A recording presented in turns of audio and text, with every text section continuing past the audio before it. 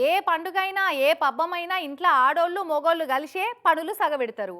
జాతరలు మొక్కులైనా సరే ఆడోళ్ళు వంటలొండి అన్నీ తయారు పెడితే మొగోళ్ళు అంతో ఇంతో సాయం చేస్తుంటారు. అయితే అన్నమయ్య జిల్లాలో ఉన్న ఒక ఊళ్ళో జరిగే పండుగల మాత్రం గట్లుండదు. మొత్తం మొగోళ్ళే అక్కడి దేవునికి పండగ చేసి ప్రసాదాలు నైవేద్యాలు వండి పెడతారట.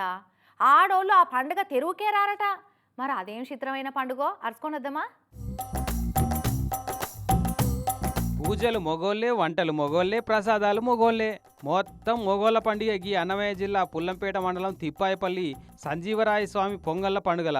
ప్రతి ఏడాది సంక్రాంతి ముంగటొచ్చి ఆదివారం నాడు ఈ సంజీవరాయ స్వామికి పొంగల నైవేద్యం పెడుతుంటారట ఇక్కడ ఊరోళ్ళు.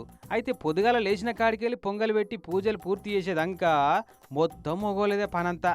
మబ్బుల్ని లేచి తానాలు జపాలు చేసి కట్టెలు పిడికలు గిన్నెలు వంట సామాన్లు అన్నీ పట్టుకొచ్చి గుడి ముంగట పొంగలు వండి దేవునికి నైవేద్యం పెడతారట.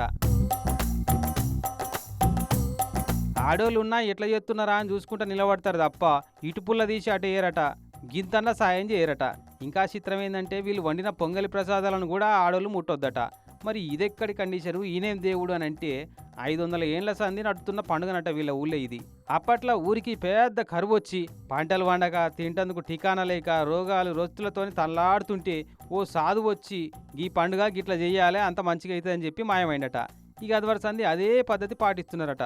ఈ ప్రాంతం నుంచి ఎక్కడికి వెళ్ళినటువంటి వాళ్ళు కూడా ఈరోజు అంతా ఒక చోట గ్యాదర్ అవుతారు కాబట్టి ఒకరినొకరిని కలుసుకోవడం, పలకరించుకోవడం చాలా సరదాగా గడుపుకుంటారు. ఇక ఊళ్ళో ఉన్న మొగోళ్ళే కాదు, ఊరికి వెళ్ళి పక్క ఊర్లకు, పక్క జిల్లాకు, పక్క రాష్ట్రాలకు, బయట దేశాలకు పోయిన వాళ్ళు కూడా ఈ పండుగ నాటికి ఊరికి వచ్చి పొంగళ్ళు చేసి పెడుతుంటారట ఊరికి అంతా మంచి జరగాలని. ఇక అట్లా నడుస్తుంది కాబట్టి కరువు లేకుండా మంచిగా ఉంటుంది మా ఊరు అని నమ్ముతున్నారు. ఎట్లయితేంది ఈ పొంగళ్ళ పండుగ పుణ్యమా అని ఓ పూట పని అయితే తప్పినట్టే ఈ ఊరి ఆడోళ్లకు.